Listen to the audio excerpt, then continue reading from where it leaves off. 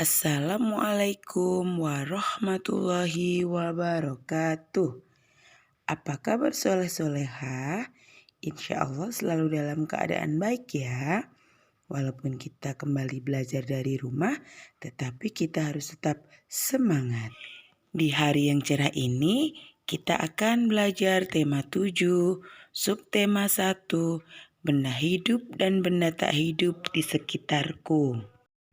Nah, sebelum belajar, mari kita sama-sama melafazkan basmalah. Bismillahirrahmanirrahim. Kita awali pembelajaran dengan mendengarkan lagu Topi Saya Bundar berikut ini ya. Topi saya bundar, bundar topi saya. Kalau tidak bundar, bukan topi saya.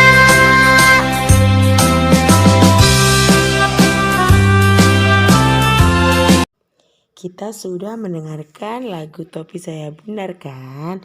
Nah, dalam menyanyikan sebuah lagu, kita harus memperhatikan panjang dan pendeknya bunyi. Nah, sekarang anak ustazah perhatikan gambar topi berikut. Nah, ayo siapa yang tahu topi adalah benda hidup atau benda tak hidup? Pintar, topi adalah contoh benda tak hidup. Ini adalah contoh benda hidup dan benda tak hidup. Contoh benda hidup misalnya ayam, burung, tanaman. Sedangkan contoh benda tak hidup ada buku, pensil, meja, dan masih banyak lagi. Nah, ustazah bisa ya menyebutkan contoh benda hidup dan benda tak hidup. Perhatikan gambar berikut ini. Sekarang kita sebutkan bunyi sila dan lambangnya sama-sama ya nak. Nah, ustazah dengarkan ya. Sila pertama bunyinya ketuhanan yang Maha Esa. Lambangnya bintang. 2. Kemanusiaan yang adil dan beradab. Lambangnya rantai. 3. Persatuan Indonesia. Lambangnya pohon beringin. 4. Kerakyatan yang dipimpin oleh hikmat kebijaksanaan dalam permusyawaratan perwakilan. Lambangnya kepala banteng. 5. Keadilan sosial bagi seluruh rakyat Indonesia. Lambangnya padi dan kapas.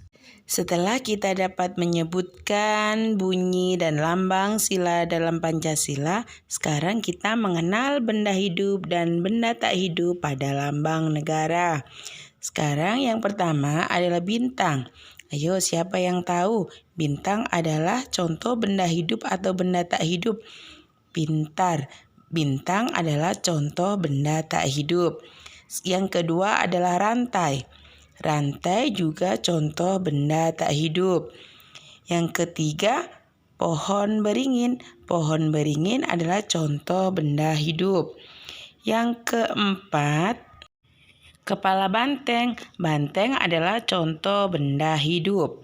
Yang kelima adalah padi dan kapas. Padi dan kapas juga termasuk benda hidup. Sekarang anak ustazah sudah mengerti ya.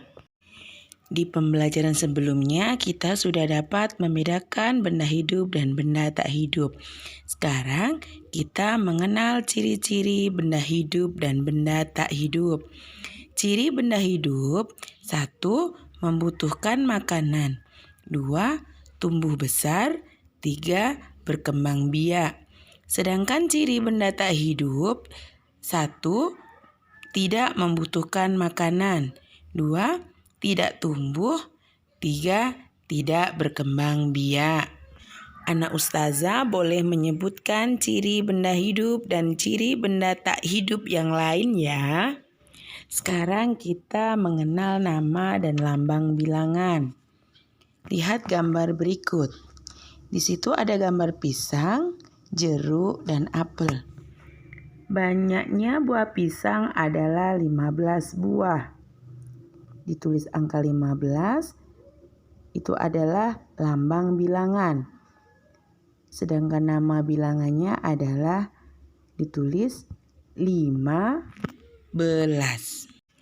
Dari gambar berikut ini juga bisa dibuat kalimat perbandingan, yaitu buah pisang lebih sedikit dari buah jeruk dan apel. Sekarang kita belajar menghitung jumlah benda. Perhatikan gambar telur-telur di samping. Berapakah jumlah telur keseluruhan? Keseluruhan jumlah telur adalah 25. Ada telur yang diletakkan dalam keranjang besar, ada juga telur yang diletakkan dalam keranjang kecil. Ada 2 keranjang besar dan 5 keranjang kecil. Keranjang besar adalah keranjang puluhan, keranjang kecil adalah keranjang satuan. Jadi 25 sama dengan 20 ditambah 5. 25 sama dengan 2 puluhan ditambah 5 satuan. 2 menempati puluhan, 5 menempati satuan. Ayo, siapa yang tahu ini gambar apa? Pintar, ini adalah gambar kepala banteng. Siapa yang tahu kepala banteng adalah lambang sila keberapa? Pintar, kepala banteng adalah lambang sila keempat. Sekarang kita menentukan nilai tempat suatu bilangan dengan permainan. Perhatikan tabel berikut. Lemparan pertama, angka yang muncul adalah 43. Berarti nilai puluhannya adalah 40 dan nilai satuannya adalah 3. Demikianlah rangkuman materi tema 7 subtema 1. Semoga bermanfaat. Kurang dan lebihnya Ustazah mohon maaf. Ustazah akhiri, wassalamualaikum warahmatullahi wabarakatuh.